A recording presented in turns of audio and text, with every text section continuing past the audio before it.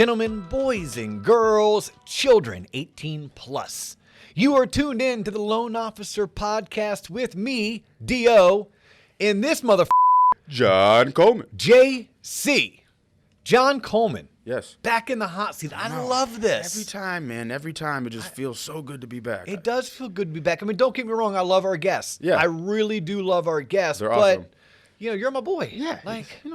You and I, we flow. It does. And today's episode is going to be off the chain crazy. Okay. Okay. It's back to school. Yay. Yay. You don't have kids. You don't know what that means. Thank God. And you're so far removed from school yourself, you really don't know what it means. But Yes. it's back to school. It's back to college. Yep. Right. So I have a couple friends who one's flying out to San Diego, helping his daughter get moved in for her junior year. Oh, my God. One's driving up to North Carolina, helping his daughter get moved in. She's a freshman. Uh-oh. Another guy took his son up to West Virginia. Like it's just that season. This morning, I woke up to my wife. Yeah. Oh, that's a win. Yeah. Yeah. Yeah. Wasn't on the couch. I woke up this morning. I was chatting with my wife, and I was like, "Oh my gosh, is this the second or third week of high school for our son?" She's like, "This is the third week." Damn. Yeah, like it's school season, so why not talk about children and education? Okay. Except children, education, and finance. Okay. Oh, want. I brought in the F word, didn't I? F word. That F word. I brought in the F word, finance. And look, it's a hot topic because we can go 1,000 different ways. We didn't bring in an expert to talk about 529 plans, to talk about state prepaid plans. Yes. But I do want to cover some of those. And then the rest of what I want to do is kind of go back and forth, you and I rapping together. I want to throw out ideas solely so that if you're listening or watching this, it makes you say, Who was that back in the 90s? Make you say, No, it was make you say, No, that was DMX. No, that was Master P. Make you say, that was Master P. Yeah. No. Yeah. No, but I think there was a 1990s kind of like top 40 things that make you say, No, I think things that make you say. No, I think you're butchering the song. You're unbelievable. That's the hook you were singing. That's the verse I heard. Hey, look, if you can't sing, you podcast. Correct. Voice for radio. But nonetheless, here's wow. Here's what we're going to jump into, literally. Okay. Whether it's make you say, or you're unbelievable. Yeah. We're going to unbelievable, make you say, and whatever the F else you're going to do. We want to make you think. Okay. I just want to make you think. These are conversations I don't think many people are privy to. And the reason why I say that is because I've gone to enough neighborhood parties. I've sat through enough youth sports events to hear conversations and to know just enough that I'm like, I don't know. Look, I'm not a financial advisor. I don't sell 529 plans, or I live in the state of Florida, so Florida prepaid plans. And I wasn't a college athlete, but I do know several people who were, and I have friends whose adult children have gone on to earn scholarships, both athletically and academically. I know enough to entertain people for the next 25 to 35 minutes and give them some tie downs and some takeaways as it pertains to their children, their children's future education, and how it should be paid for. And more importantly, some of the thoughts that should be going into the decision-making process. How about that? That sounds deep, and I'm ready to dive. Okay, so I think I summarized what we're going to do. So we're going to start like this. It's all off the cuff, and some of it are just going to be straight up DO-isms. DO-isms, for those of you that don't know, it's shit that may come out of my mouth, whether it's planned or unplanned, is irrelevant. Correct. It's going to come out, it's going to be recorded, it's going to be forever, and I'm going to stand behind it most of the time unless I need to apologize. Let's go. All right, let's roll. 529s, what are they? I think it's a paid toll road in Florida. Possibly. I think it's 528. You're right. 408, 417. But 529 may be a toll road somewhere else in the United States. But 529 plans are college savings plans that have tax benefits that allow parents to, on a monthly, annual basis, contribute money to their children's future college expenses. Okay. That money goes into an investment account like an IRA or a 401k. Oh, okay. And it grows, usually tax deferred, meaning you don't have to pay taxes on the growth on an annual basis. Okay. And the goal is at the time your child is 18 and they're going into college, you have some form of a savings to help pay for your children's college. Gotcha. Some states, I know the state of Florida does it, I know the state of Georgia does it. They also have college savings plans where you can prepay college where you get in for today's rate. So let's say you have a child. Let's say that child is 8 years old. Well, there's a good chance that in 10 years, college is more expensive than it is today. Yep. So if I was a parent of a 10-year-old, I could go ahead and start contributing money towards a prepaid college plan through the state I live in. But when I do so, that typically will put a fence around which schools my child can attend if they want to utilize that money. Okay. Now, each state and each plan, they're going to have their own caveats where maybe the state of Florida has reciprocity with Alabama or Georgia, or maybe Iowa has reciprocity with Illinois. That's going to get too geeky and detailed for us today. Okay. All I want the audience to understand is that there are ways for you to save for your children's college. It doesn't have to be prepaid. It doesn't have to be 529, and it could be a combination of both. Does that money grow for you at all when you put that money in? Do you get like a higher interest rate, or is it just? I know you said it was tax deferred. Are there any other benefits? So the gains are, again, I'm not a financial advisor, so please, if you're a financial advisor and you're tuning in and I'm saying something wrong, call me out. I'm used to it. I'm married. I get it. The money that you're contributing to your 529, it is an investment account. Similar to an IRA or a 401k, those funds are going into some form of mutual funds or equities or bonds or a combination of there, and that money is growing. So therefore, it's compound interest, compounding over time. We've talked about Law 72 on multiple episodes, and you're getting the benefits of compound interest. Gotcha. That's what you do with a 529. With a prepaid plan through your state, you're typically locking in today's prices. Okay. Versus it's a compounding. Gotcha. It's nope, you're locking in today's price. Now, I'm pretty confident that there is a cash value for the prepaid plan, because what if my child doesn't go to an in-state school? What if my child gets a full ride, whether it's academic or whether it's athletic? Then there should be a way for me to access the money I put in. It may be just the principal's funds that I put in without interest earned. It may not. Again, not for this episode. What's for this episode is people to know there are ways to save. But before you save, here are some things I want you to just think about. Just think about. A, how important is paying for your child to go to college? And I say that because there are ways for your children to go to college and get a post-high school degree or training or schooling economically, right? They have state colleges that are typically local. We used to call them back in the day community colleges or junior colleges, that your child can go there for nominal tuition and books, live with you at home just like they did when they were 17 and 18, and it not break the bank. Your child can go into the military. If they go and they serve the military, then the military has what's called a GI Bill.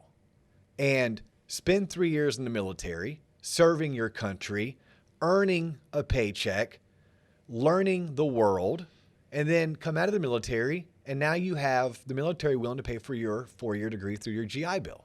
So if I'm a parent and I can't save money for a 529 or contribute to a Florida or whatever my state prepaid plan is, please know that there's no reason why your child should not be getting an education outside of high school, because there are ways to do this economically. Yeah. On top of that, who's to say that college is for everybody? Whoa, whoa, whoa. How dare you say that? College is for everybody. It's bullshit. No. College is for everyone. You have to go to college after you graduate high school, and you have to graduate college in 4 years, because that's what I did. Well, no, guess what? Very few did. And I know that. And that's actually where I think the ignorance takes over. Correct. So few did, so they don't know. They don't know, and it's one of those things like the less you know, the worse off you are.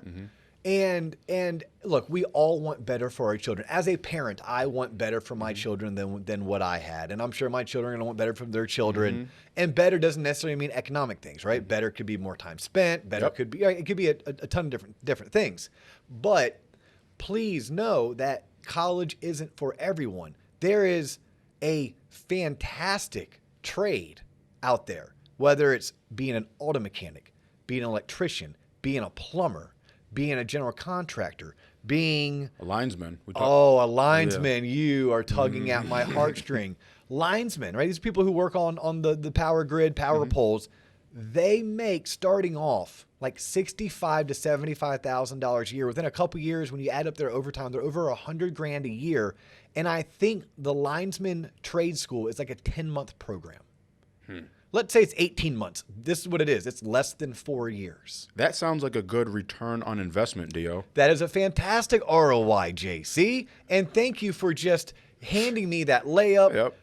Penny to Shaq, 1992 all over again, Orlando Magic. ROI. Nothing gets underneath my skin more than understanding that nearly nowhere close do enough people make their decision on postgraduate education. Now, this could be master's degree, this could be PhD, or this could be post-high school graduation. With an ROI in mind. What does ROI stand for? Return on investment. Return on investment. Okay.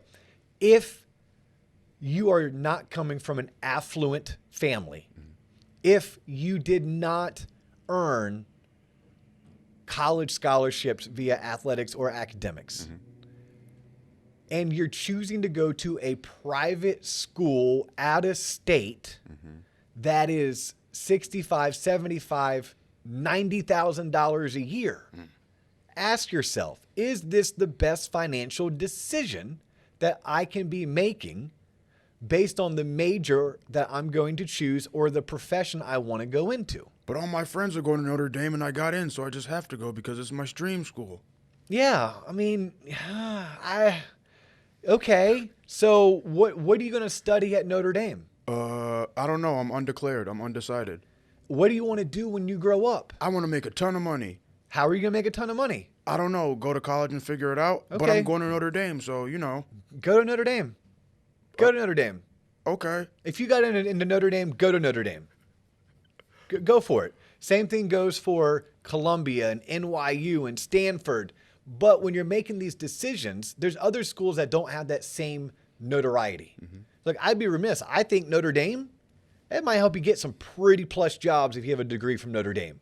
Same thing with Stanford. Same thing with Columbia. Same thing with Yale and Harvard and so many other schools. But there are schools out there that are private, lesser known, and expensive. And if you're going to go and you're going to get a degree in education, I need you to understand up front the average teacher, depending on if you're in the South, the Northeast, out West, etc., you're making somewhere on the very low end of $36,000 a year, on the high end, $65,000 a year. If you went and dropped $300,000 on an education that you could have got for literally $5,000 a year, if you just went to your local state college or your local junior college, like, I don't know if you're getting the ROI that you want. Something that I see all the time, and this is usually with the for-profit institutions. You know, those schools that advertise on TV. Yeah. Yes. And I've seen, and it's usually women, and it's actually, it's usually minority women, go and drop like 70, 80 grand. This should be criminal, by the way. 70, 80 grand on a master's degree in like social welfare. Like, look, we need social workers. Correct. We do. My sister is an amazing woman, an amazing business professional. She has made a career for herself working in social services. My aunt and uncle, same exact thing. But does someone sit down with these women, these professionals, and walk them through ROI? Because typically a lot of social service jobs pay 13, 15, 16 bucks an hour.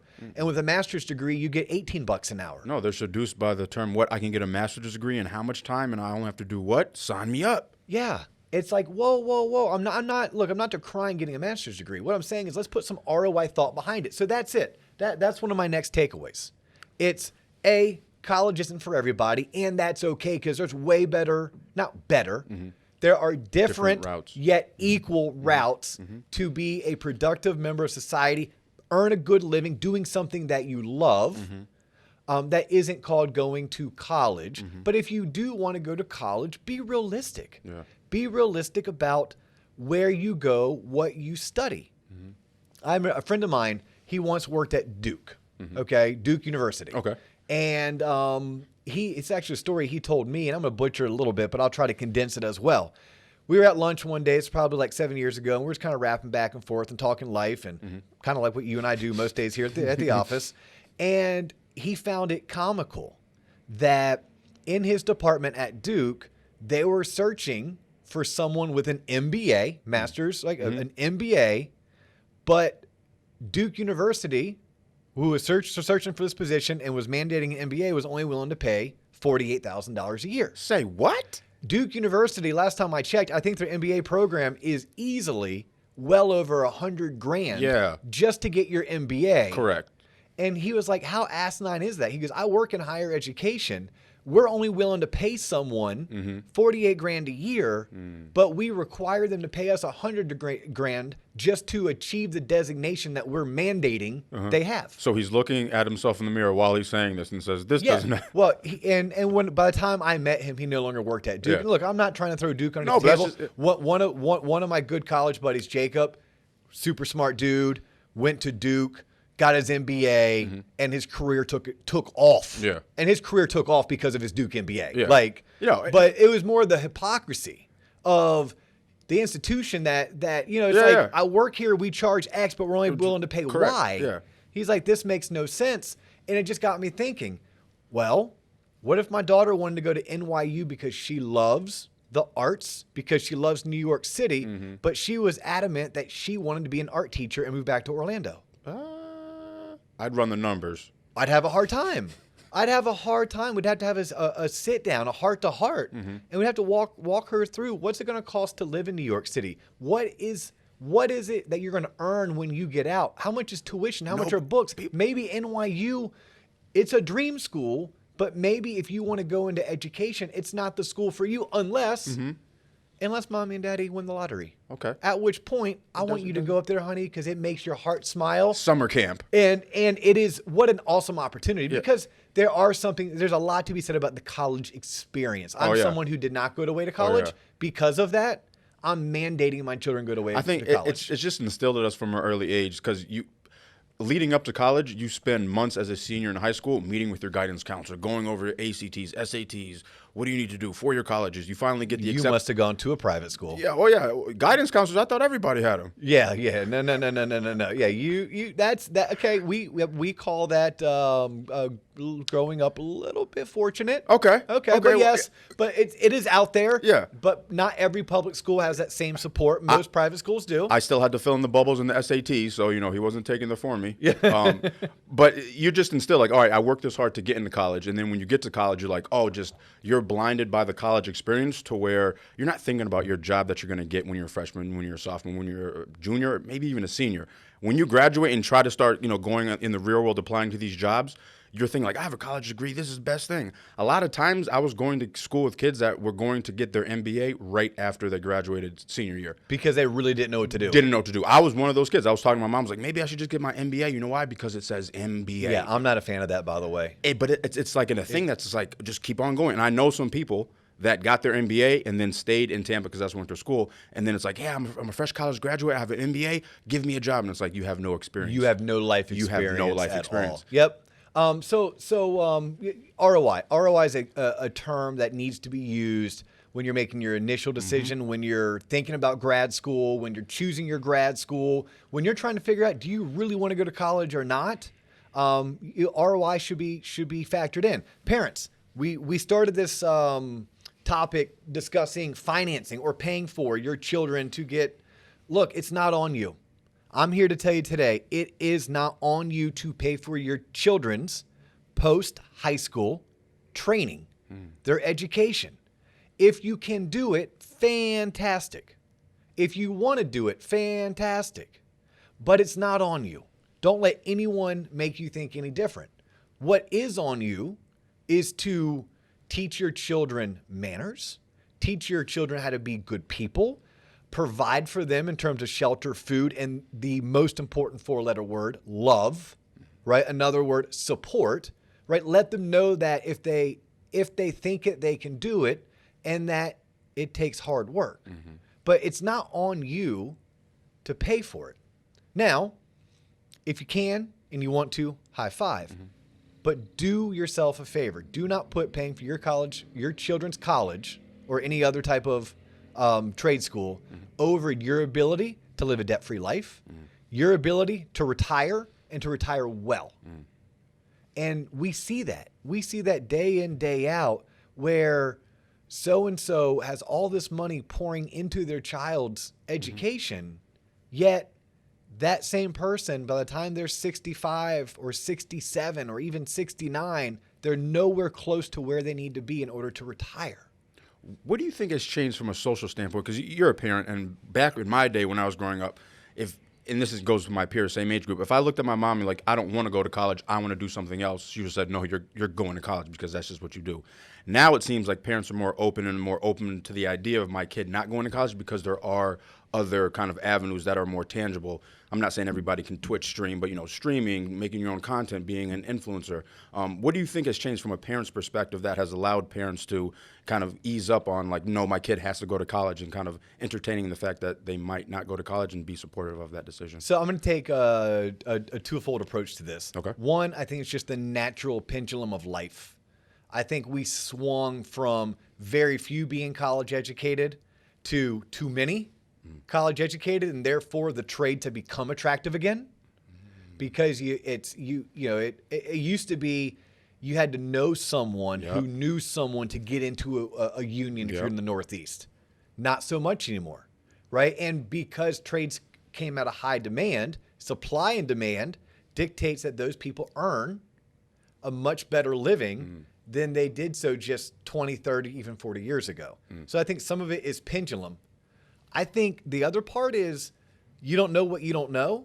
So when the baby boomers, who most were not college educated, started stressing to their children that they become college educated, those people went to college, then they became adults, then they realized what a farce that higher education was in the big grand scheme of things for most, not for all. Correct. Please. Yeah. We're generalizing. Look, I understand. Yeah. Look, you cannot be an effective so many things in life, whether it's an engineer, whether it's an educator, whether it's a nurse, a doctor. I mean, there are so many.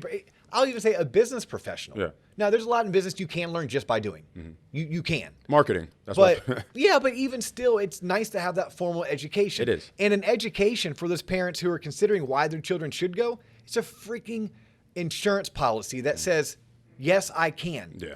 I mean, it's like going skydiving with $1 million life insurance policy. Yes. Would you rather go skydiving with or without that life insurance policy? Would you rather go in the job market with or without that college diploma? Yes.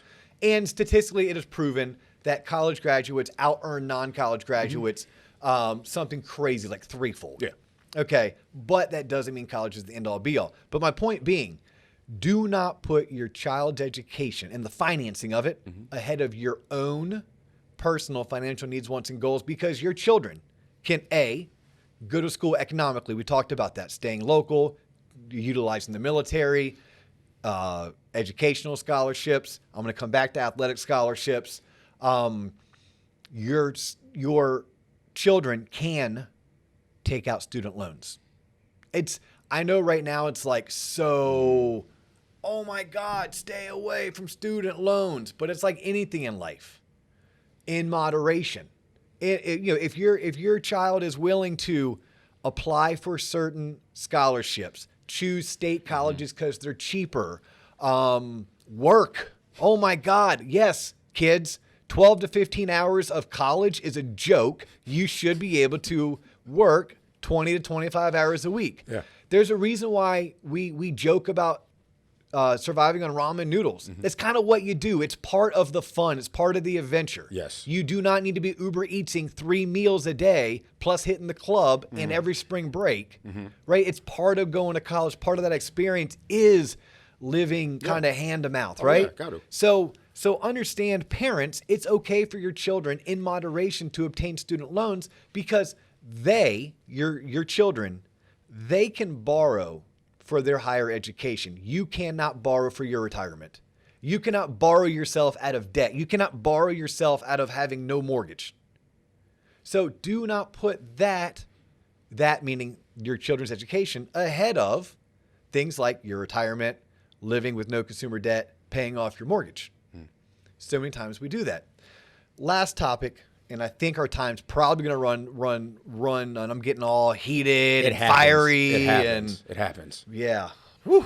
Let me take a sip of water real quick for this last bit because I'm going to talk about athletic scholarships. Whoa, come on, man. Yeah. But little Johnny, man, I took him to his coach, and he says he has something special, man. I think if we just stick at it, he has a good shot to go D1. Okay, perfect.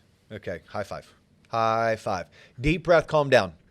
Deep breath. Hey, Mom. Yeah, I'm looking at you, not my mom, just any mom. Sitting at your daughter's gymnastics meet, your son's lacrosse, your daughter's softball. I know what's in that sippy cup. Put it down. This is the third practice this week, but the coach said it was mandatory, so. Put it down. And look, I'm a parent. We are entering dance season. I was just told that my wife is not going to join me on my birthday celebration in Nashville, where I'm also running in a half marathon because our daughter has some crazy dance competition. My son has done travel baseball and lacrosse, and we're a crazy football family, and I take him to private lessons. So, okay, please know where I'm coming from when I'm getting ready to say what I'm getting ready to say. God, I don't know if I'm ready for it. Go ahead. No. Oh, I'm going to piss some people off, I promise you. Okay. And I do want to actually have I would love to moderate a podcast where I have Joe's for and John's against and go back and forth. Okay. But for the most part, I'm going to burst your bubble. Okay. Your child is not getting a full ride to go to any school to play their sport. Period. End of story. That was easy. Yeah, that was easy. Okay? It's not going to happen. And if it does happen, let's talk about under the pretext that it does. Okay. Very, very important. I have a son. He dreams of D1. He wants to be a D1 long snapper. As a parent, luckily, I don't have blinders on. And what I realize, if that were to ever happen, long snapping is a specialist. It's like, there's punters, there's kickers, and there's the guy that has to get the ball back to him. That's what he does. He does it pretty well. It's very rare for a long snapper to get a full ride. They typically get what's called a preferred walk-on. You know what that means? It means Dustin and his wife are going to have to pay at a minimum for their son's freshman year. Oh, by the way, the school, if this happens, this dream happens, he'll be redshirted. So then he shows up to his second year in college, but they call it his freshman year or his redshirt freshman year. Okay. Guess what Michelle and Dustin are doing? Paying more money? They're paying, that's 2 years I've had to pay, for the hope that he actually wins the starting job. Okay. If he wins the starting job, more than likely he's going to get a scholarship. Whew, that was easy. Yeah. So what if my kid fell in love with, I don't know, USC? It's a dream school of his. Okay. University of Southern California out in LA. Beautiful. Yep. It's like $100,000 a year. That's a lot of money. Yeah. $100,000 a year. I may be off by 20 grand. Let's call it 80. Okay. It's a lot of freaking money. Yes. Well, I have to ask myself, when my son, his dream, Dad, it's all I've been thinking about since I was 15 years old, is to go to USC and to play on their football team. And they say to him, son, if you come be our long snapper, we'll get you in. Oh, Dad, I have to go to USC. The coach said I have. And this isn't like a fake Lori Loughlin thing. This is like legit. He can go to USC, right? Mom and Dad had to sit down and have a heart-to-heart with him about what it really means that at a minimum, us are going to have to pay $100,000 for, at a minimum, his first 2 years and possibly all 4 years if he doesn't ever get a scholarship. Damn. Now, Do you think that happens in the ranks of parents in suburban America? No. We go out to parties. Oh, our son, he got an offer to go to USC. Oh, you got a full ride. Now, look, there are skill positions in the sport of football, yes, and skill positions in the sport of basketball. You get a full ride. Mm-hmm. Now, I don't know about you, but I don't know many. Oh, hold on. I don't know if I know any person who got a full ride to go play a sport in college. I mean, I know them because, like, you know, I watched them on TV. Yeah. But I don't personally know them. No. Talk about law of percentages. What would you say the average is? You talk about what? What's the percentage? Tiny. I don't even know. That's a whole separate show. 0.0001. But so let's talk about this. That was football. That was a personal story. Baseball. That was my sport growing up. Okay, baseball. And I know a lot of baseball parents. And I do actually know someone who went to Stanford on a baseball scholarship, someone who went to Florida State on a baseball scholarship, someone who recently committed to the University of Miami for a baseball scholarship. You got to be pretty damn good to get a scholarship in baseball. Yeah, like especially those schools. Those schools play in like the College World Series almost every year. Yeah. They are a top 25 program. And guess what? Those people and these kids are badasses. They'll get about 60% paid for. Damn, that's not all of it, though. No, that's not all of it. So what if that school was a private type school? Let's say that school was Coastal Carolina. Okay. Coastal Carolina is a really good baseball program. It's a small school up in the Carolinas, and it's about, I don't know, 70, 80 grand a year. And your son's great, right? Really good. Travel, all that stuff. Varsity starter as a sophomore, blah, blah, blah. Cool. Coastal Carolina, he gave him 50%. Now, little Johnny gets to go play college baseball for one of the better programs in the country, and you get to brag to all your friends. Yep. But do you understand that you just signed up for little Johnny to go to a college that's 80 grand a year, of which his baseball scholarship is going to cover half? So now I'm at 40. So, okay. So 40 times 4 is $160,000 a year. Okay. Little Johnny, who also was a good student, lived in the state of Florida. Florida has various academic scholarships. Little Johnny could have gone to UCF, FAU, Florida State. If they're super smart, they could have gotten to the University of Florida. And with scholarship money, because it's in-state tuition, maybe it would have cost him about, I don't know, $12,000 a year, $5,000 a year, $0 a year. ROI, guys, ROI. Now, these are the big schools. That's not really what happens typically. Most times, little Johnny or Jane, they're going to go off to some no-name school, and they're going to play their sport, whether it's gymnastics, lacrosse, baseball, softball, and there are no full rides. It's because we are D3, NIIA, I don't know all the terms, so don't hold it against me.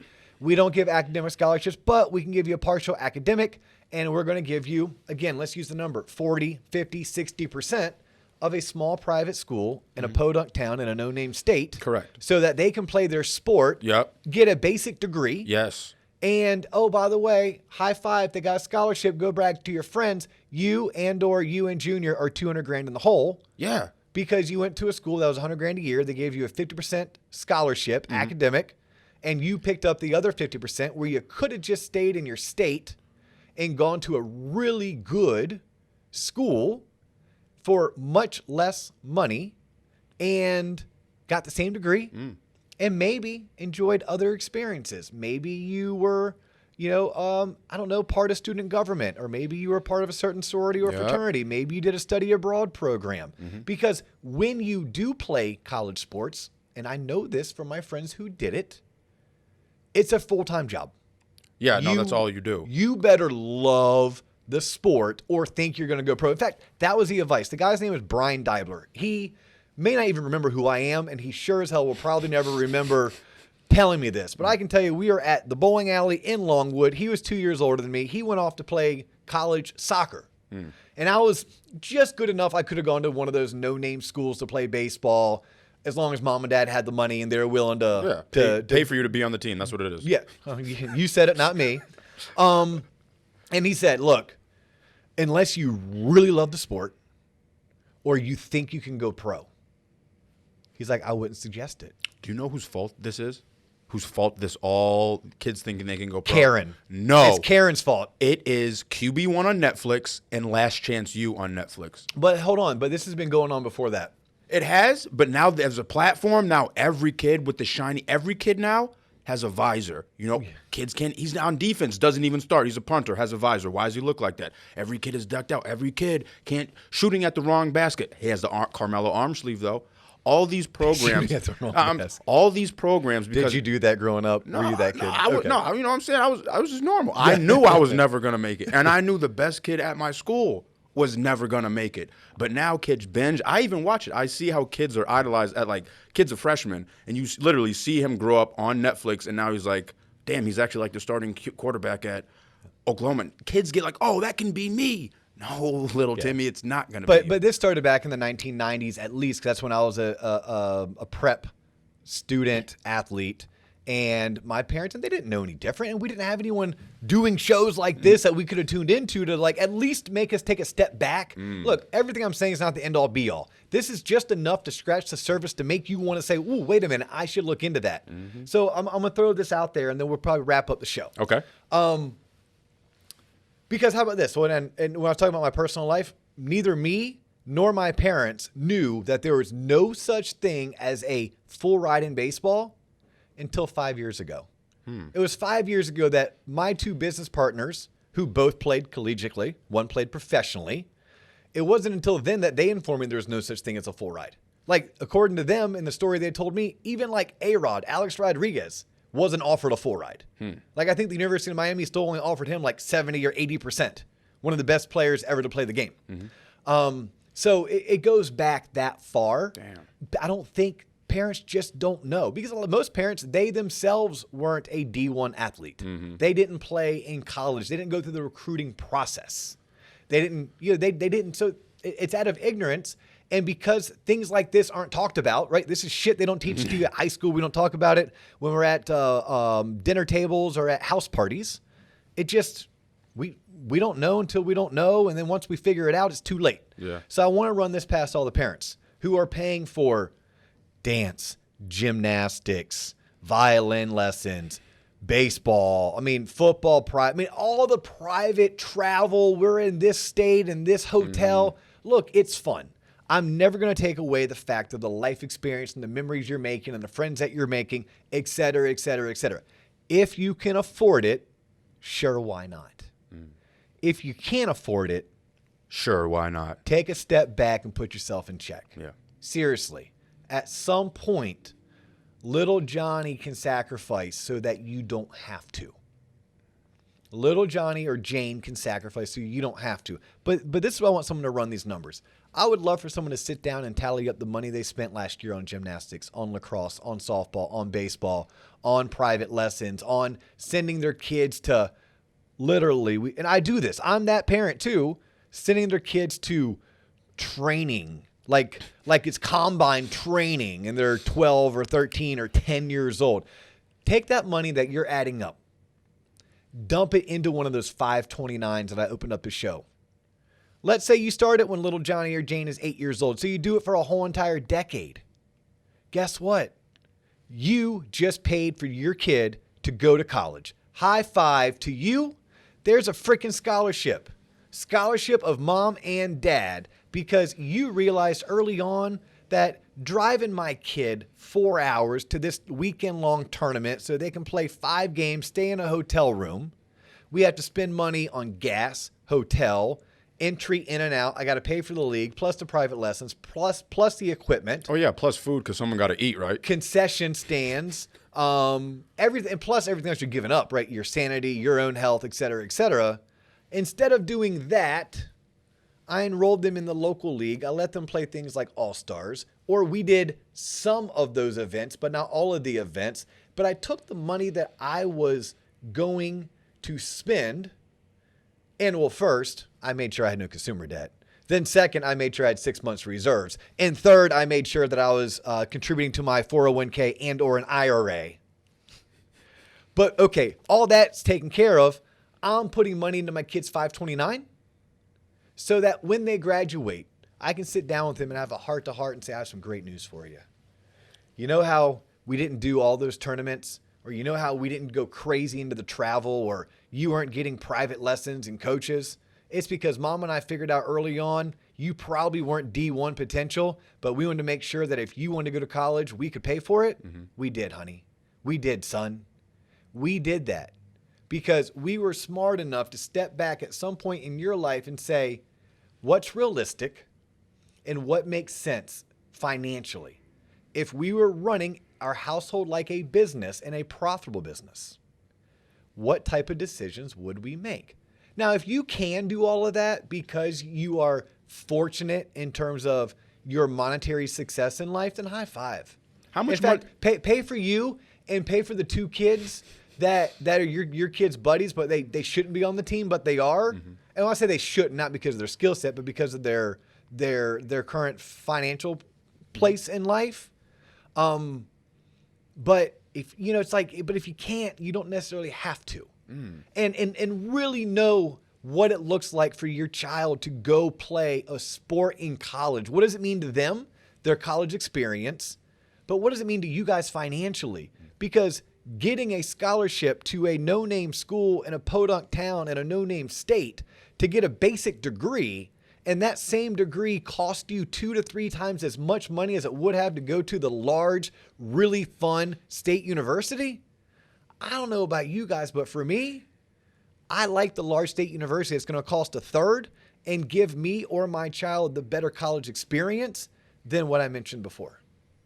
That sounds intelligent. Okay, this has gone on for way too long. I'm heated. I'm fired up. I know I'm going to piss some people off. That wasn't the intention of today's show. Today's show was kids, college, finances, things that make you say, Just consider it. Deep breath, step back. If you have questions, if you want to call me out, if you want to tell me how I was wrong or inconsiderate or rude, I'd love to hear from you. Just like I'd love for you to share this content. I'd love for you to subscribe. Check us out on Instagram, on Facebook, on YouTube, The Loan Officer Podcast. I'm Dustin Owen, but they call me D.O. He's John Coleman. We call him everything from JC to Coleman. Just don't call him John, and don't call him late to the party. That is all we have for today. We'll catch you on the flip side, and thank you for tuning in. Peace. Deuces.